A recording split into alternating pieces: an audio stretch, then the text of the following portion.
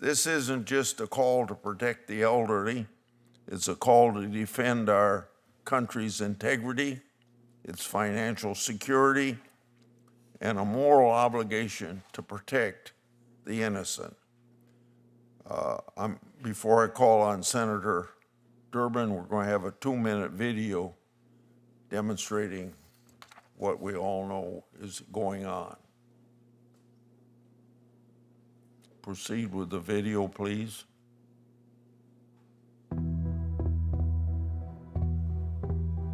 Mom, it's me.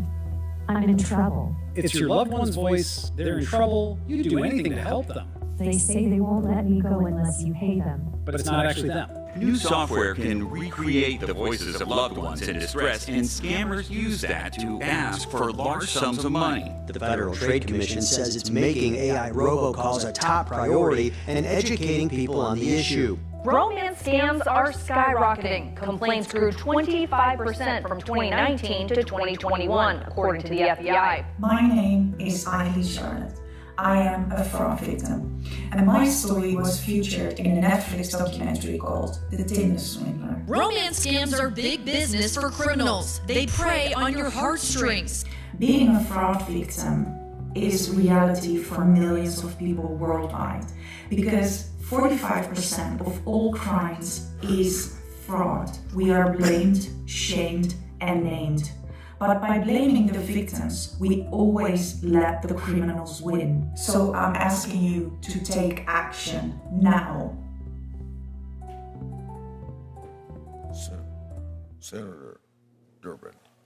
Thanks, Mr. Chairman. I want to apologize initially for being late for the hearing. We had a briefing, bipartisan briefing this morning that Senators Thune and Schumer sponsored to discuss the horrific assassination of elected officials in Minnesota over the weekend, and also the experience of a member of this subcommittee, Senator Padilla, in Los Angeles last Friday.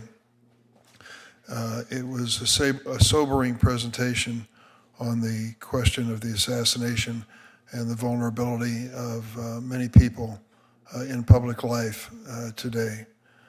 I would say that it calls for action, and this committee is going to be at the heart of it. We are responsible for oversight for the Department of Justice, the Department of Homeland Security, and I believe that we will be called on to consider legislation on the subject in a very timely fashion. So that is the reason I was late. It certainly is no disrespect for the important topic we are discussing. The amount of fraud perpetrated against older Americans is overwhelming. According to the FBI, people aged 60 and older reported 4.9 billion, that's billion, stolen through fraud with an average loss of $83,000 last year, up 43% from the previous year. Elder fraud is a growing threat, and it frequently goes unreported, as the chairman said, because of the victim's fear, embarrassment, or lack of resources. New technologies like cryptocurrency ATMs pose a heightened risk for older Americans. We're considering a cryptocurrency regulation bill on the floor today. We may even vote on it today. Many of us had amendments that we wanted to offer. Unfortunately, no amendments will be allowed by any member of the Senate. No amendments. My amendments was to regulate the safety of crypto ATMs. What are crypto ATMs? They're machines you may find in a grocery store or a shop where you do business. And it looks like you can buy a Bitcoin and that's all there is to it. There's much more to the story. Crypto ATMs look like a regular ATM. You find them in gas stations, grocery stores. The big difference is that instead of depositing money with your bank, a crypto ATM allows customers to purchase cryptocurrency, something called a Bitcoin. These crypto ATMs have become a favorite tool of scammers because once a victim purchases crypto and transfers it to a criminal's digital wallet, it is virtually impossible to trace or recover. These scammers might be using new technology, but they're following a very old playbook. They call their victim and pretend to be from the victim's bank, or they impersonate a government official. They may announce to the victim that they missed jury duty, and because of it, they have to pay a fine. And to avoid a trial and a fine, They go to a Bitcoin machine and deposit thousands of dollars. Sounds impossible, happens all the time. They may say the victim owes money for skipping jury duty or needs to bail a loved one out of jail. It happened to my wife. She got a call from our grandson, and she was supposed to send money quickly because he'd been in an auto accident. She called me and said, "What do you think I should do?" And I said, "Let me ask our grandson who's standing next to me whether he was in an auto accident." And the answer obviously was no. It was a scam. They tell their victims all they need to do to make the problem go away is to pay a fine or a fee using the nearest crypto ATM. The scammer walks them through every step. Put in your money, buy your crypto, send it to the scammer's wallet. Crypto ATM scams led to nearly $247 million in losses in 2024, 31% increase over the previous year. And make no mistake, the crypto ATM companies know that their machines are involved in this fraud. One crypto ATM operator, Bitcoin Depot, wrote in an SEC filing, quote, "Our products and services may be exploited to facilitate illegal activity such as fraud, money laundering, gambling, tax evasion, and scams." That is a stunning admission in their own corporate product. But it gets worse. I don't want this to be personal, but I want the chairman to know it. An investigation by Iowa's own Attorney General found over 98% of the money that the people in Iowa reported sending through Bitcoin Depot was part of scam transactions. 98%. Can you imagine? Crypto ATMs aren't being exploited. They're being used as indicated and misused, obviously, over and over again. And cryptocurrency in general are also increasingly used for fraud. In 2024, the FBI reported crypto-related crimes up 66%. Americans lost $9.3 billion to crypto scammers. Nearly 150,000 complaints filed involving crypto fraud, including more than 6,000 complaints in my own home state, and more than a third of all crypto fraud complaints filed by Americans over the age of 50. Statistics alone can't paint a complete picture. In Illinois, an elderly woman with MS lost $40,000, her entire life savings. The woman could not get around very well. The scammer even called an Uber car to pick her up and drive her to the local crypto ATM. This heart-wrenching story and many more like it are the reason I introduced the Crypto ATM Fraud Prevention Act with Senators Blumenthal, Reed, and Welch. It would require crypto ATM operators to register with financial regulators, warn customers about scams, and create transaction limits so that customers won't lose their life savings. The bill also would require operators to refund new customers who've been defrauded. We've got to do more to protect the people who send us here to do this job, particularly vulnerable older Americans. For God's sake, they paid their dues. They went to work. They saved up meager savings and maybe have a little Social Security on the side, and they barely get by. To be ripped off by one of these frauds has got to be beyond embarrassing. It could be completely destructive of their lifestyle. I stand ready to work with Senator Grassley and my colleagues to address this issue. Thank you, Mr. Chairman. Yeah, thank you very much. Now I'd like to introduce our witnesses. Miss April Helms, the daughter of a romance scam victim and a founding board member of a nonprofit called Advocating Against Romance Scammers. Following her mother's tragic death, Ms. Helms has dedicated her life to spreading awareness about romance scams and helping those victims. She's also host to a podcast called Scammers Stories, where she has interviewed over 100 people from all walks of life who have experienced scams. Ms. Jolene Gunther, the National Director of AARP's Bank Safe Initiative, a comprehensive intervention platform that equips the financial services industry to prevent and stop financial exploitation of older adults. In her work, she engages frontline employees at banks, credit unions, investment firms, retailers, and other providers of financial products and services. Under her guidance, AARP's Bank Safe initiative has trained 1 in 10 financial industry frontline employees who have saved older adults more than $100 million from exploitation. Ms. Gunther holds a JD degree from University of Utah, master's degree in social work from Washington University in St. Louis. After Ms. Gunther, we have Joshua Berque, the Executive Director of the Industry Traceback Group and Vice President Policy and Advocacy at the US Telecom, the Broadband Association. Through the Traceback Group, Mr. Berque leads an effort to identify the source and stop illegal calls. In his U.S. Telecom role, he heads U.S. Telecom's policy development and advocacy on digital trust and consumer protection. Before joining U.S. Telecom, Mr. Berque was a partner at the D.C.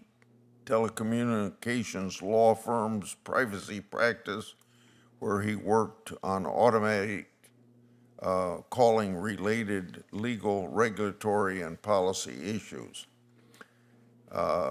Brady Finta, founder and CEO of the National Elder Fraud Coordination Center, where Mr. Finta served in the FBI for almost 25 years, where his work focused on combating organized crime, gangs, and child pornography. He also served as supervisor of the Cross-Border Violence Task Force, where he specialized in transnational organized crime investigations, including kidnappings, murders, cartel finance, and money laundering. In 2018, he established the FBI's San Diego Elder Justice Task Force, and this year he opened and leads the National Elder Fraud Coordination Center. The center combats scams by aggregating and analyzing private and public sector through an organized crime lens. It ties cases together and creates high-dollar investigative packages of federal law enforcement investigation. Now, before you begin your testimony, we swear members at this hearing, so please rise so I can give the oath. Do you swear or affirm that the testimony you're about to give before this committee will be the truth, the whole truth, and nothing but the truth, so help you God? They've all answered positively. Ms. Helms, start out. Thank you, Senator Grassley and Senator Durbin, for the opportunity to speak with you today. My name is April Helm. I'm here because my mother, Sherry Tyson, lost $350,000 to a romance scam before her passing in 2020 while undergoing treatment for late-stage ovarian cancer. It's been a long, frustrating, and heartbreaking journey that has brought me to this moment. And before I share the details, I want to express just how surreal it is that I'm sitting here with you today. In 2018, while undergoing cancer treatment, she became even more isolated, more susceptible. One day, while I was headed to a football game in my hometown, I received a text from her. It said, "I gave all my money away. I have nothing. Come get me." I was in shock. She promised, but she had lost her apartment, her car, everything. I told her she could move in with me, but on one condition, and that was she couldn't talk to the scammer in my house. She refused. She couldn't let go of the fantasy they'd sold her. Instead, she moved in with her sister in Mobile, Alabama. And when that didn't work out, she asked me to come get her so she could start fresh in Dallas with my brother. We made a plan to move her that day, but scammers had another plan. One of their tactics is to keep victims awake all night, exhausted and disoriented. That morning, as my aunt and my mother were preparing to leave, my aunt, who's sitting behind me today, found her collapsed on the floor. She never made it to Dallas. I believe with all of my heart that if it weren't for the scam, I would have seen my mother that day. In the early days, there was almost no information online about these scams. As someone with a background in radio news, I launched a podcast to investigate, to talk with other victims, law enforcement, and experts. I've interviewed people of all ages and professions who were deceived, smart people, a former CIA agent. She lost $1 million. A son of a marriage counselor who lost money. A woman who was married to a retired colonel. This crime isn't just happening to the elderly. It's happening to people my age and younger.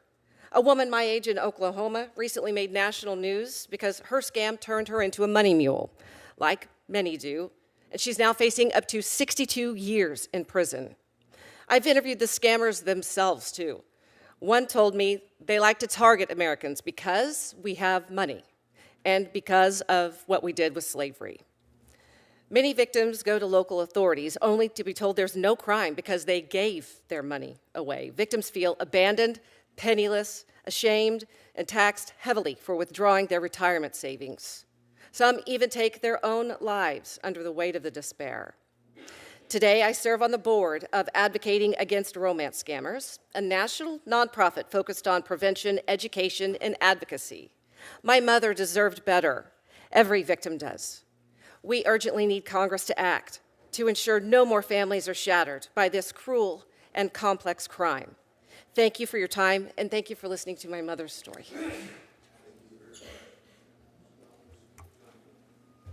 Good morning. My name is Jelaine Gunther, and I am the National Director of AARP's Bank Safe Initiative. I'm honored to speak with you today on behalf of more than 100 million Americans aged 50 and older. I've spent my career working to prevent fraud, starting in a prosecutor's office, then at the state level in Utah, and now nationally at AARP. Congress's work addressing fraud has really opened up opportunities for prevention, from providing immunity for reporting fraud when financial institutions train their staff, to encouraging the sharing of industry promising practices. And we're seeing the results. AARP's Bank Safe program builds on the goals of those laws. We partner with 1,500 financial institutions to stop exploitation before the money leaves the account. The free training we created with the industry, paired with policy adoption, has helped prevent more than $450 million from ever being stolen from consumers. But this fight is personal. It's in my DNA. My grandfather was a banker and a victim. In his 90s, someone was taking cash from his wallet. My uncle, also a banker, noticed the red flags. And in a move only a banker would think of, he planted a die pack in my grandfather's wallet. Our family literally caught the thief red-handed. Most families aren't that lucky. They don't have bankers, and they don't have die packs. So that's why I built a program at the very bank where my grandfather worked, so other families wouldn't have to rely on luck to protect the people they love. Because fraud isn't an accident. It's a crime, and it's happening at a devastating scale. The FTC reports older adults lose between $7 billion and $62 billion a year. In a blink of an eye, someone can lose their entire retirement savings. The financial industry can be the last line of defense, but only if we give them the authority to act. Let me tell you a story about Brittany. She's a young college student working as a bank teller. After taking AARP's training, she noticed a man acting strangely. He wanted to withdraw all of his money from his account, and he kept on going outside to take calls. She slowed things down, asked the right questions, and she said to me, I wouldn't have caught it without the bank safe training. Her actions protected this man's life savings of $50,000. And this isn't rare. A study found that bank safe trained staff save 16 times more money than those without the bank safe training. But we're still leaving tools on the table. Today, most financial institutions can't delay a suspicious transaction unless their state specifically allows it. Yet, according to the American Bankers Association, 90% of institutions in those states say holds would be beneficial. A study also confirmed that delaying and holding transactions like the one that Brittany used are among the most effective frontline tools. But there are outdated regulations that really tie the hands of the very people best positioned to act in real time. Meanwhile, criminals are coordinating across telecom, tech, social media, and the financial industry, while we ask these same sectors to work in silos.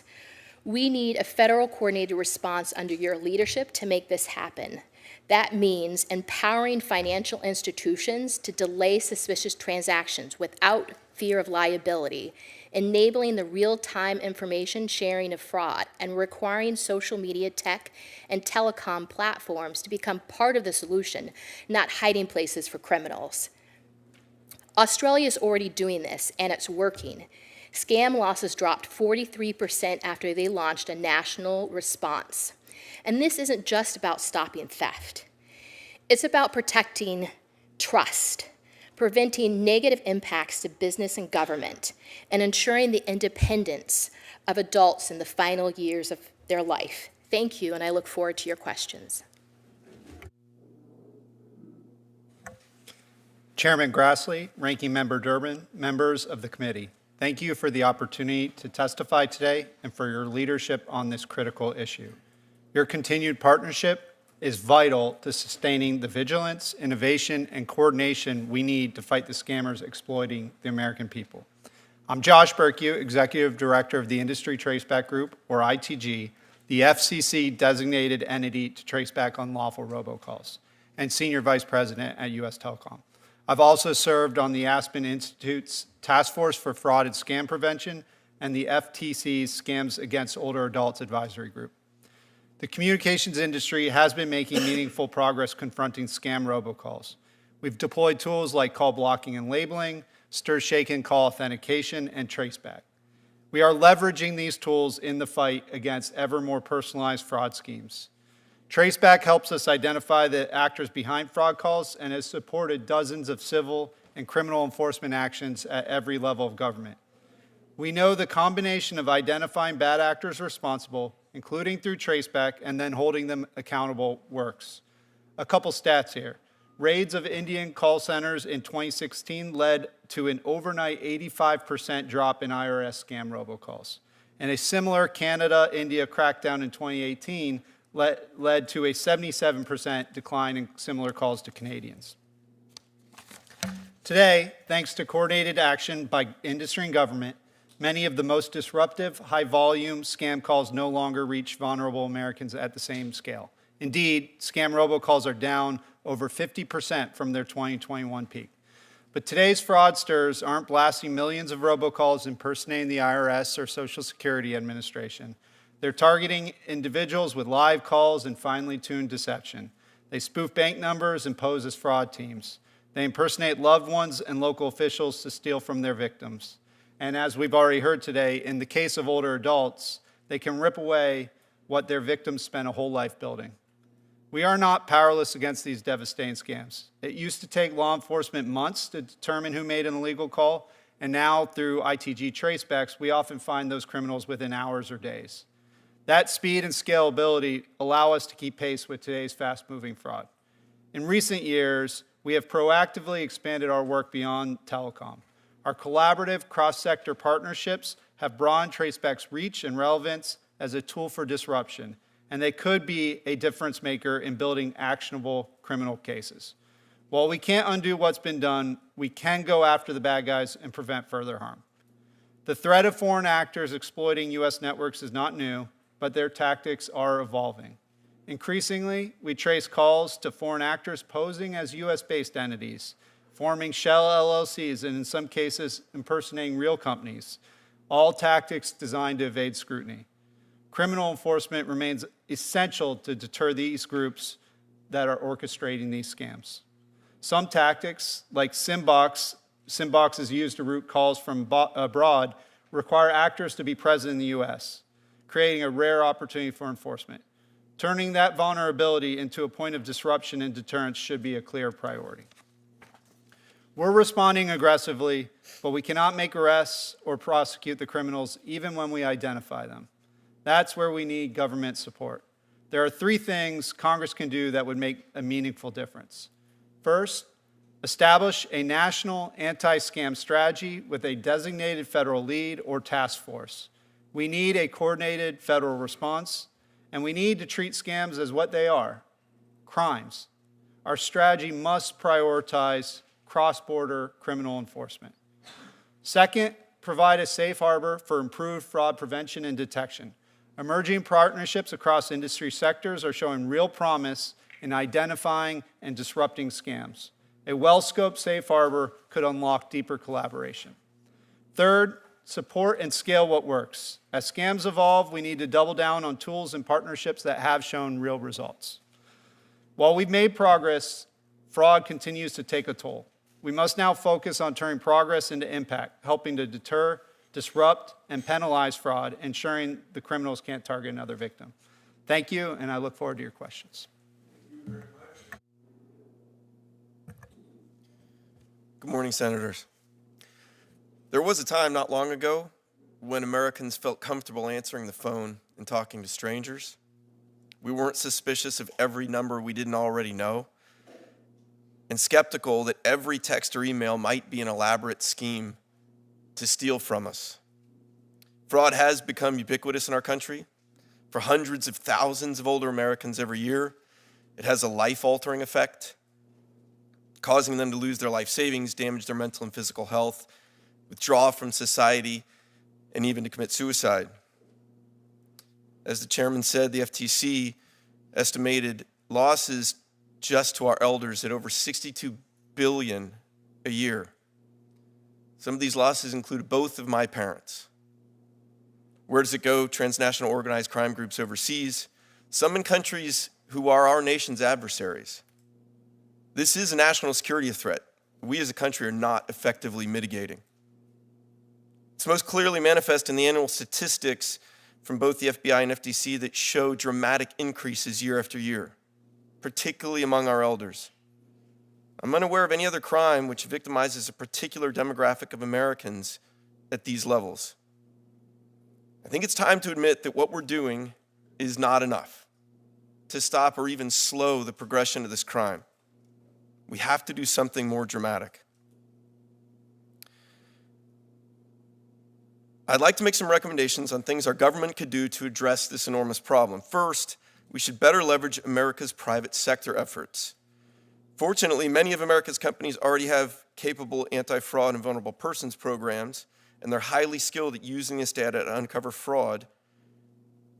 But these companies have only a small piece of the elder fraud puzzle. And this puzzle among companies is not getting put together on a regular basis. The same is true with law enforcement. Agencies are not sharing information enough, and even different departments in the same agencies aren't sharing enough. Next, we should build a network of elder justice task forces across America, EJTFs. As a nation, we've created task forces to combat internet crimes against children, terrorists, drug trafficking, and gangs, but not to counter those criminal organizations victimizing our parents and grandparents at an epidemic level.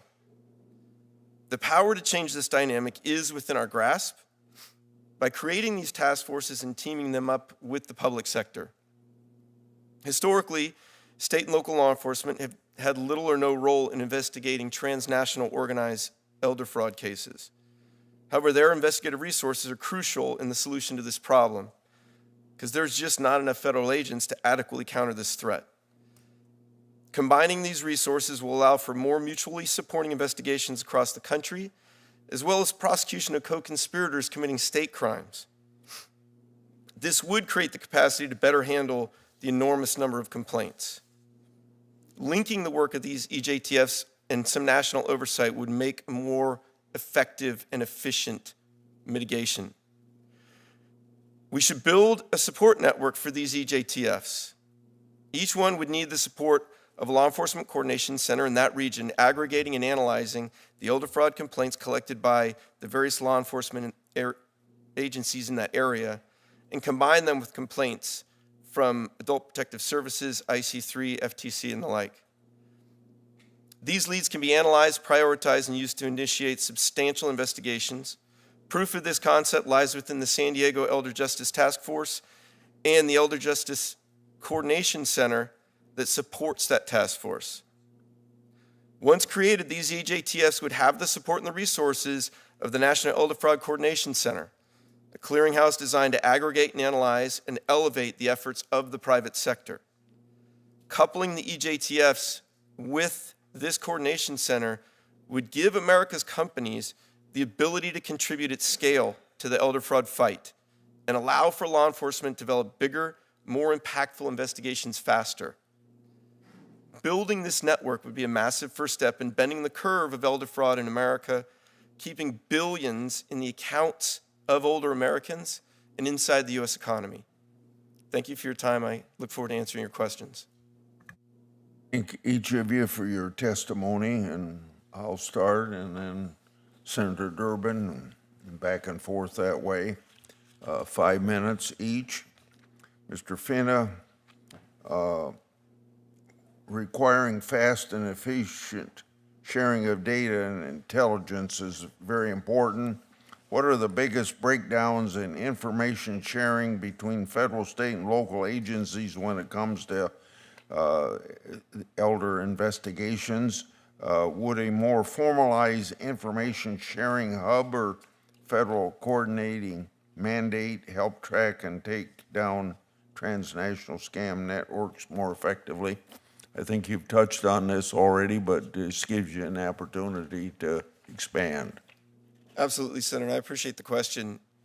I believe it's the only way to make an impact on this crime is to have a whole of society approach and a coordinated approach to this. And I'll give a perfect example. In just San Diego County, 12 different law enforcement agencies, all independently siloed, not sharing information on any of these cases.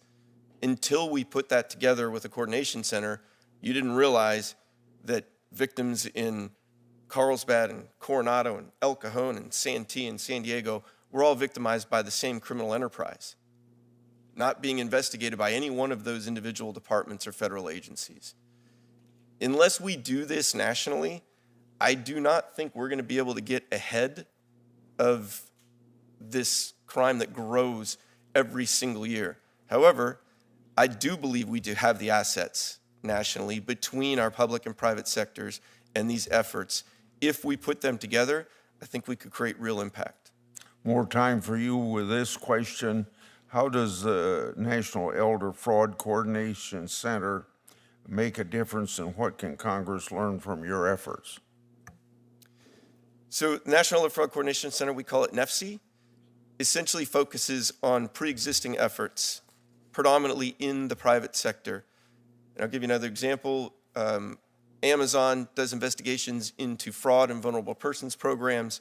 They come up with a certain number of selectors related to the bad guys in their investigations. We take those selectors and we share them with telecoms, banks, other nonprofits, other different financial institutions, tech companies, and we aggregate the information that they've collected on those same selectors in order to present to law enforcement. What that does is it gives law enforcement a huge jump start in a type of investigation that would normally take months and months and months to get to that point, saving effort and making each case more impactful. Mr. Berque, a recent survey sponsored by Google said 53% 53% of Americans report receiving at least one scam call per day. What should we be doing as a nation to regain trust in our telecommunications system and to protect citizens from the growing rates of scam calls? Thank you, Senator, and thank you, Mr. Chairman. And I think our industry shares that concern. We all want the same thing: calls people want getting through, calls people don't want getting through, and that's what the industry has really been focused on. I think the way to really focus on that is we really do have to go after the bad guys. We've built a lot of protections in the network. There's been a lot of enforcement against enablers of that, and what we see is that the criminals behind this just keep adapting and finding new pathways. So I think that's really got to be part of the answer, going after the bad guys. Ms. Gunther, 13 different agencies currently play some role in collecting data about and fighting scams. There's criticism that they operate in silos, and there's a lot of talk lately about the need to centralize data collection about scams. How might it bolster our law enforcement efforts if financial institutions were able to report fraud to a central repository accessible by law enforcement authorities and financial institutions? Thank you for the question, Senator. It's a great point. Right now, we're very siloed. The IC3 with the FBI is collecting data, the FTC is collecting data, and then the Department of Treasury is. And those really need to be aggregated together so that people can report into that and we can understand more and more about what's happening in this area. So that we can have better statistics and know what these criminal networks are doing. And I think one of the biggest barriers to that is really the privacy concerns that they have with financial institutions not being able to share information because of consumer privacy regulations. Senator Durbin. Thanks, Mr. Chairman. I listened to your testimony, and I'm glad to hear all of it, and I think we're all on the same page. The one thing that I'm surprised is if there was any reference to crypto ATMs, I didn't hear it. I think that's the new device that's being used with great success by the scam artist. And I would just refer again to my neighboring state of Iowa, represented by the chairman. Their attorney general is on this case, looking at crypto ATM. An investigation by the Iowa Attorney General's office found over 98% of the money Iowans reported sending to Bitcoin Depot were part of a scam transaction. 98%. It gets worse. CoinFlip, another one of these operations, 95% for fraudulent transactions. These aren't real. I had a vaping shop in my hometown of Springfield, Illinois. I asked them to finally remove the crypto ATM machine because the owner was so embarrassed by the older people who came in there crying, tearing up, screaming, putting money into a machine, believing that they were saving themselves from a criminal prosecution. I mean, it's an outrage. So, Ms. Gunther, you know what I did with my bill because I worked with AARP to do it. Do you support it? Yes, we do support it, and we've seen firsthand at AARP how victims are being funneled to these crypto ATMs by people, a variety of criminals. And what criminals do is they want to go to those transactions because there are no guardrails to these, right? There's no trained staff like you have. No do-over. Yep, no do-over. There are no consumer warnings, and there's no clawback. And that's why it's so important to have those guardrails. It's the same that we have guardrails in our traditional financial industry with banks and credit unions. We've seen that with BankSafe, when there's friction in the system, it gives people that pause to think something's wrong. And so by putting those frictions in the system with crypto ATMs, it will help cut down on fraud. But I think we really can't get to it until we get to the front end of the issue, which is trying to figure out how to cut it off, the communication from the criminals that are using this social media tech and telecom company platforms to communicate with consumers. What percentage is using a telephone now for these scam transactions? You know, I don't know that specific statistics, but I'm happy to get that for you for our office. Mr. Burku, how much? I don't know for sure either, but it is something that we're continuing to focus on is when that communication comes through a phone call. So when I warn senior citizens who are worried about these scams, be very doubtful of that telephone call. You're not going to get the telephone call from the Veterans Administration or the Social Security Administration. They're making it up. It's all phony, and they're trying to get you to do something you shouldn't do. I can recall getting a call from my bank, and they said, we're just checking a suspicious transaction. By the time of the end of the phone call, it was clear it was a scam. I told the fellow I just wasn't going to follow through, and he had some choice words for me. But is it safe to warn senior citizens to be extremely doubtful and careful when they receive this telephone communication? I think, unfortunately, the current status of fraud, it is good to have everyone on their toes. I know AARP just launched a new campaign. I can't quote it, but it's pause and listen. So I think that's really good recommendations. And one thing I always tell people, if it's the bank calling, tell them you're going to hang up and call back the bank's public number. And if they protest, it's not the bank. That'll be the end of the story. So if anybody asks you for a Social Security number over telephone, what's the answer? No, thank you. Never do it. How about passwords to get into your accounts? That I would recommend against that as well. Let me ask you about the crypto issue, Mr. Fenta. You seem to be aware of it yourself. Yes, sir. Yes, Senator. Very common in pretty much every transnational elder fraud case now. It's kind of hard to find one without crypto transactions, and specifically the ATMs. I think some 13 states now have put in safeguards by their state law. Because I cannot offer an amendment to the crypto bill, there'll be no amendments. I won't even be able to raise this issue on a national basis. We ought to do it once and for all. This is a classic example of an amendment which, when I was here a few years ago, would have been accepted on a bipartisan basis, trying to establish some safety when it comes to these scam transactions. But we were being allowed by the crypto industry no amendments, none, to this bill. Take it or leave it. Senator Moody. Thank you, Chairman. And thank you to all our witnesses for being here today. I am one of the newest members of the Senate. As you can see, I am sitting at the kids' table down here. The most junior member of this committee, but the most excited because I was a former federal prosecutor, a judge, the Attorney General of the great state of Florida, and now I get the opportunity to take all of that I've learned and experienced, especially as it relates to seniors and some of the issues we're talking about, and delve in on a nationwide basis. And I want to thank you because as I'm hearing you, you're coming up with real solutions and recommendations, pointing out challenges in the way we are structured and the way we share information, the way we might approach this in a more organized, efficient way. And I haven't heard once that the way we can fix this is to throw a ton of money at the situation. In fact, I think I heard multiple times we have the resources, we're just not using them in the best way. And so as I have been here now for almost 5 months, one thing that continues to shock me is that we will sit through these hearings and will be, and I believe I've sat on a hearing of similar substance, and going down the line, we need more money, if you only give us more money, if you only give us more money.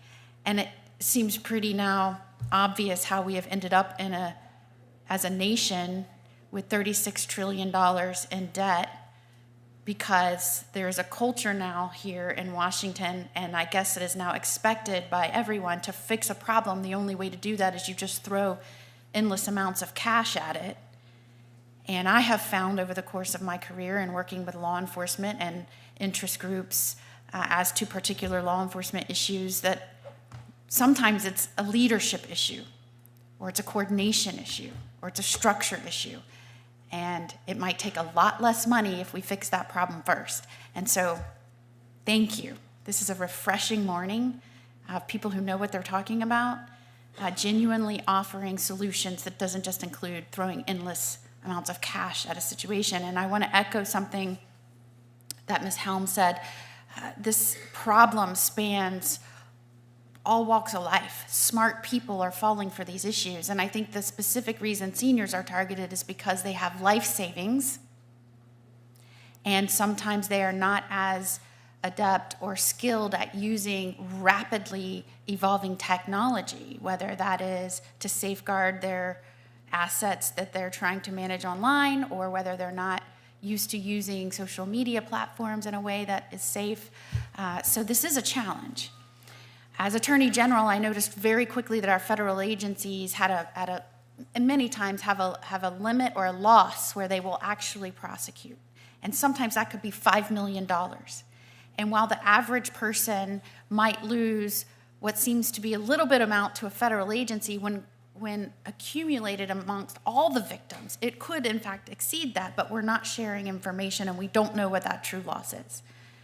So in Florida, as Attorney General, we set out to create the first of its kind in the nation at a statewide level, working with our individual counties of law enforcement and even then our cities to make sure they knew that there was a state-level resource to share this information, these victims, so we could accumulate that data and go after.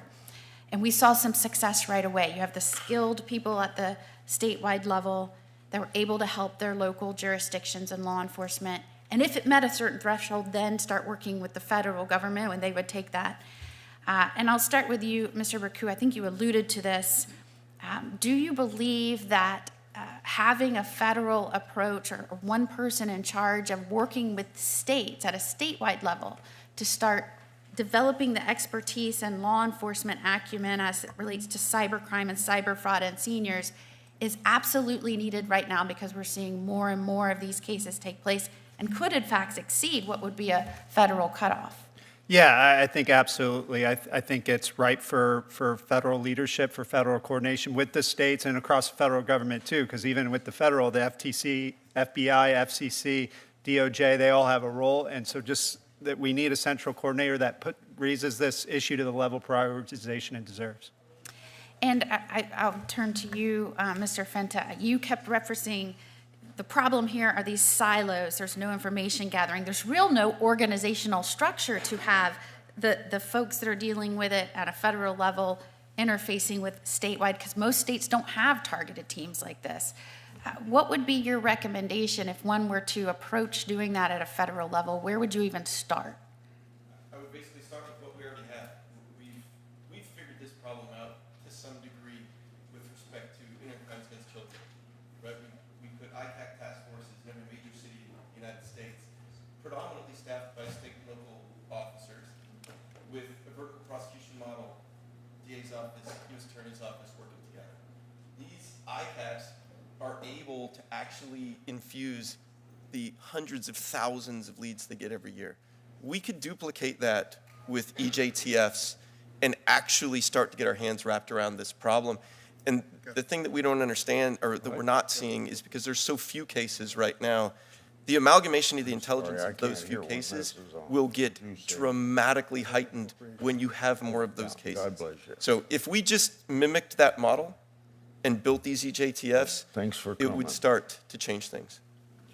Thank you, Mr. Chair. Senator Klobuchar.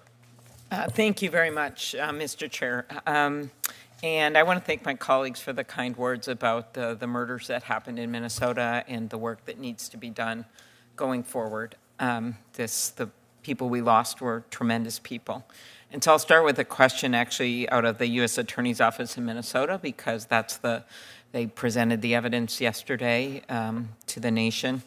In 2023, and they're fine people that work there, they successfully prosecuted 3 people who defrauded over 150,000 elderly victims across the country, stole nearly $300 million from them by convincing seniors to pay to enroll in fraudulent magazine subscriptions. It was one of the largest elder fraud schemes in our nation. Like Senator Moody, in my former life as a prosecutor, I actually started an elder white-collar crime division in our county attorney's office and know how bad this can be. Mr. Finta, what barriers do these government and law enforcement agencies face in seeking information necessary to fight scams, securing information? Well, unfortunately, I think there's a pervasive thought process, particularly among our local law enforcement agencies. Hey, there's nothing we can do. Bad guys are overseas, money's in crypto, it's already gone. there is always something we can do, especially if we just start documenting these cases and working together.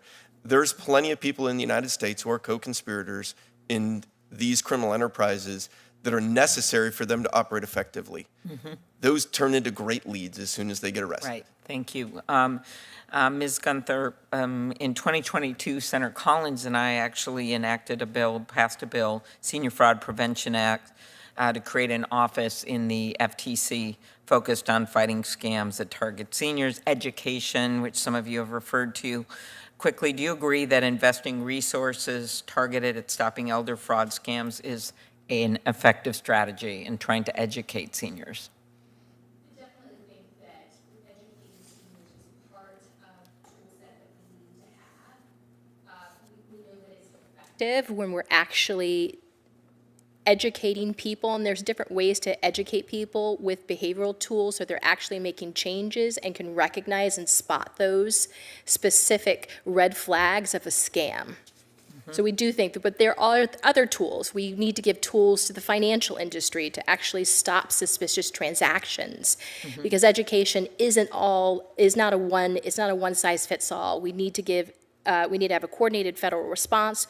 We need financial institutions to be able to stop and pause on the suspicious. And then one of the things I'm concerned about is just slashing the FTC's Bureau of Consumer Protection budget by 13%, or effectively dismantling the CFPP, the Consumer Financial Protection Bureau.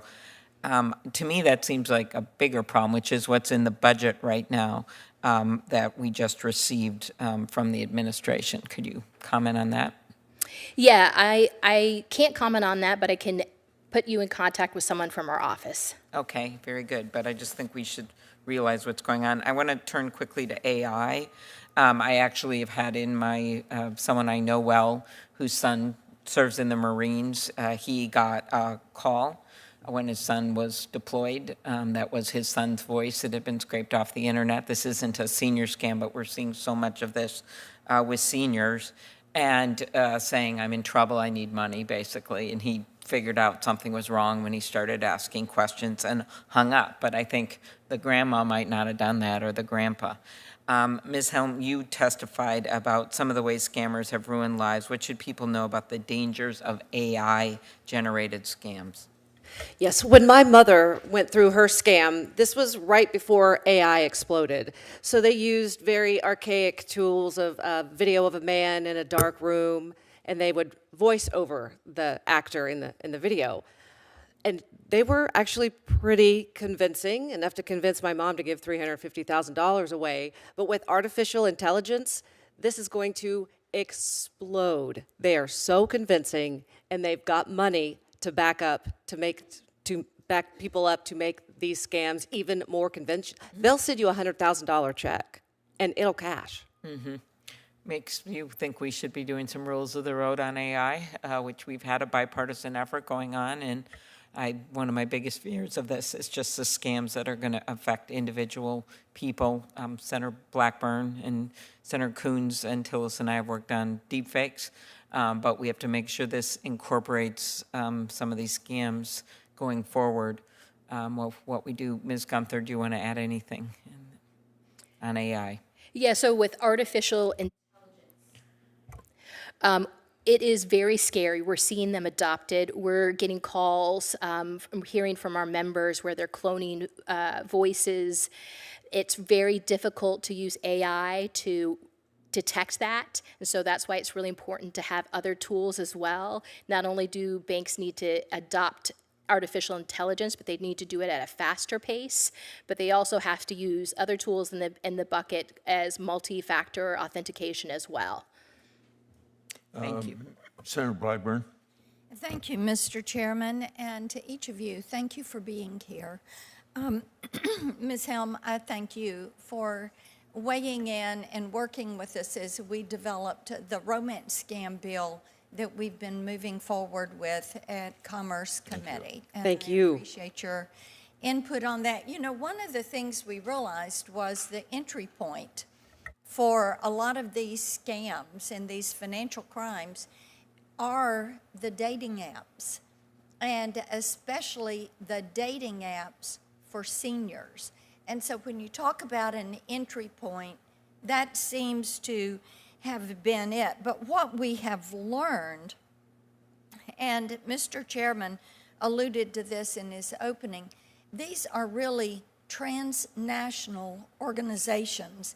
And pardon me, this is a big business. And I know U.S. consumers lost, the estimate is $1.3 billion last year in these scams, but that is what is reported. And we know many of these don't get reported because of embarrassment, or they figured it out, but they've already lost several $1,000s in the process. And as we were working on our legislation, what we found is that some of these sophisticated transnational criminal organizations will actually promise people that they will get them to another country, many times the U.S., for high-paying jobs. But what actually happens is it's a form of human trafficking tied to it.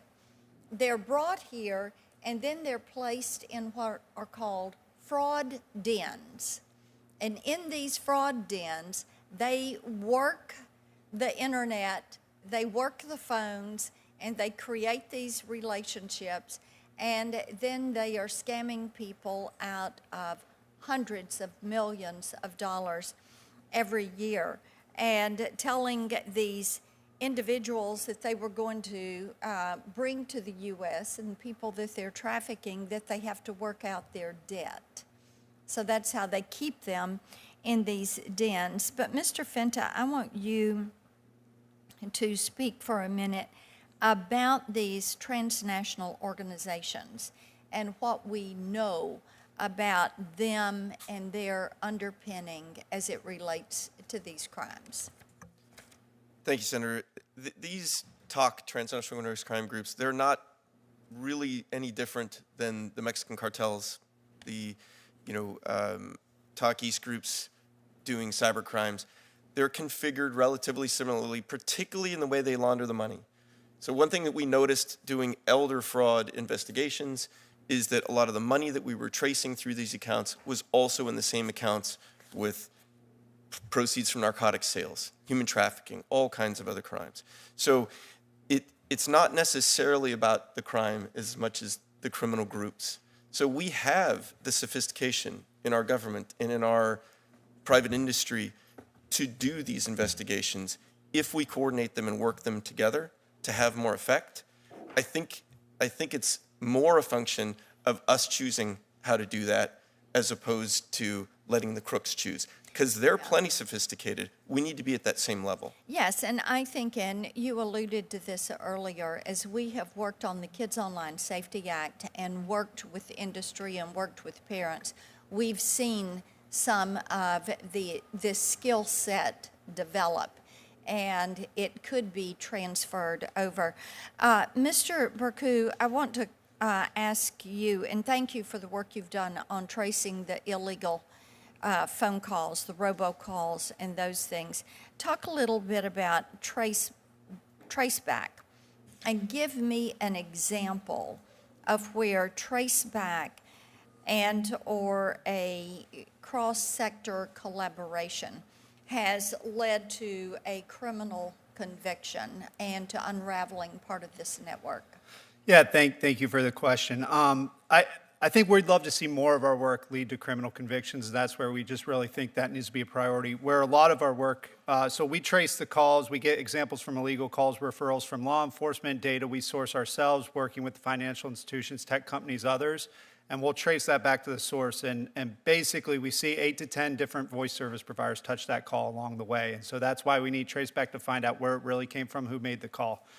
So that's the traceback effort. It's been very successful in civil enforcement. Where we'd love to see it amped up is in the criminal side. Okay, let me ask you this. With Wi-Fi calling, have you been able to follow any on Wi-Fi calling? And if someone's using a VPN, does that obstruct your work? So for us, yeah, our focus, if it hits the public telephone network, we trace it back. If it's purely over the top, like a WhatsApp call, that would be outside the scope of what we do. Thank you, Mr. Chairman. Senator Whitehouse. Thanks very much. I just want to flag for any Rhode Islanders who might be listening that if you're getting texts and emails that say you owe a toll and that proceedings are about to begin against you because of unpaid tolls or tickets, consider that to be a scam and be very wary about clicking onto any link in that text that purports to be the way that you're going to pay off the unpaid toll or ticket, and know instead that this is almost certainly a scam. The Department of Motor Vehicles and the Rhode Island Bridge and Turnpike Authority have both put out notices that these are not their way of dealing with customers who owe them money. And so when you see that, be very, very wary. That's my public service announcement for the day. I'd also like to put into the record the story of a Rhode Islander who was the victim of a romance scam and lost a great deal of money to a scammer who was sentenced to serve 121 months in prison by then Chief Judge Jack McConnell in Rhode Island. It is hard to overstate what happens to an elderly person who is both betrayed by someone who she thought was a romantic interest, who she thought was a friend, who she had come to count on, and then also to come back from that and find that her finances are in complete disarray, and she's going to have to really rethink what the rest of her life looks like, that it's going to change her entire financial position going forward. So I ask unanimous consent to put that without objection in the record. One of the things that helps the fraudsters is anonymity. That is very often provided by VPNs or by fake names. Very often the big platforms have a role in all of this. And we don't have a whole lot of time right now, but I really would be grateful if each of you, if you have thoughts about what the best things that we could do to penetrate the anonymity where it is a part of the scam, and to figure out how to hold the platforms more accountable for supporting these frauds, I would be grateful, because I think, this has been a good hearing, Mr. Chairman. It's been very bipartisan. Everybody has constituents who are being scammed by these predatory folks.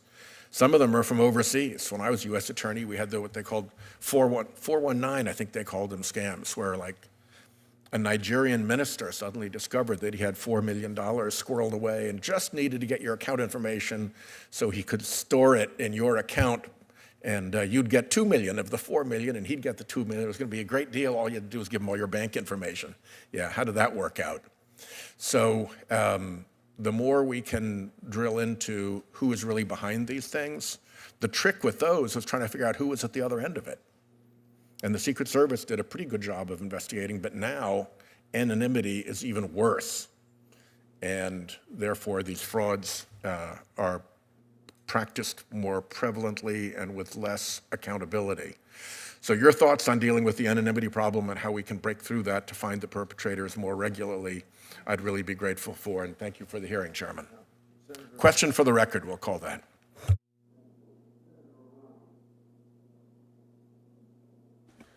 Thank you, Mr. Chairman, and I thank all of our witnesses. Clearly, scamming elders has been going on for way, way too long. And I think they are a particularly vulnerable group of people because perhaps part of it is that, one, they may have resources, but two, they may be trusting. They may be trusting. I remember telling my mom, who lived with us, that if anyone ever calls, to not respond to them, and she said, "But that's very rude." I said, because I told her, "Why don't you have to just hang up?" She said, "That's very rude." I said, "Well, then just say no, thank you, and hang up." But I think that the fact that they're very vulnerable is. One wonders what more we can do. I think there's more, of course. So I think there's bipartisan support for the idea that we should work together to combat this type of targeted fraud, but it's pretty much all kinds of fraud that has to do with financial fraud. And the thing is that it bothers me that in February the CFPB was effectively shut down. And as we know, CFPB educated Americans about scams and responded to complaints, and it returned over $21 billion from basically financial scams. So this is not a time to be shutting down a very effective agency, and that's probably maybe one of the reasons that it's being shut down. And then in April, the DOJ announced that it was disbanding its National Cryptocurrency Enforcement Team and would no longer target crypto mixing services that criminals used to launder the proceeds of their scams. And I led a letter to the DOJ asking for a briefing on this topic, but have received no answer. And we know that there are these crypto ATMs that are very busy scamming money from unsuspecting people. So there's a lot going on, and hearing from all of you, I was particularly interested in Ms. Gunther saying that, and you represent AARP. Now, that is one group that spends a lot of time informing your members about these kinds of scams. But you mentioned that there's more that the financial industry can do to alert people. Could be alerting their relatives that their parents are being scammed, or whatever. And you said that Australia had done something, had enacted legislation to enable financial institutions to put holds on what could be raise red flags. Can you tell us more about what Australia has done? Yeah, absolutely. Australia is a great, promising practice. It's been in the last year or two that they've put this together. They've done kind of what we've all been talking about here today, which is a coordinated national response, but it's also bringing all of the players in the ecosystem, every point of the scam, of the journey of the scam for a consumer, whether that's telecom, social media, the financial industry, tech companies all together to make them responsible, because I think we're looking just at the end point, which is the financial industry. And to your first part of your question, is that the financial industry, their arms are tied because they're not able to, when they tell or sees, hey, this is suspicious, there's a red flag here. They're not able, and that person still wants their money because of old regulations. They have to process that in about half of those states. Half the states don't have the ability to hold. So do the other witnesses agree that this is something we can look at doing, following what Australia is doing to bring a lot of people together? In fact, Mr. Burke, I think you said that there should be a nationally coordinated response to these kinds of scams. So would you agree would all of you agree that we need to focus on what's happening to our elders and put together a national response? Would you all agree that that would be a good thing? And it would probably require legislation. I mean, I can say I agree. I think there's a lot of work the industry's doing. There's little segments of work that's across it, but I think we need a government-led national strategy that's in coordination with the private sector. Absolutely. I couldn't agree more. Okay. I did have one last question for Ms. Helm. it sounds as though your mother, not only was she scammed by this romance scam, but even when she knew that this was a scam, she still continued to want to participate. So there's a whole psychological aspect to this kind of scam that we need to also address. That's the biggest riddle of this whole thing. I could not get my mother to stop. And all the families I speak to, about 90% of them email me or call me and say, how can I get my family member to stop? And that's the answer that keeps me up at night. I don't have an answer. I know we do need more therapists who are aware of the problem. And there is one therapist in particular, Kathy Wilson, out of Littleton, Colorado, who is putting a program together to teach other therapists about the emotional impact of romance scamming. Thank you. Thank you, Mr. Chairman.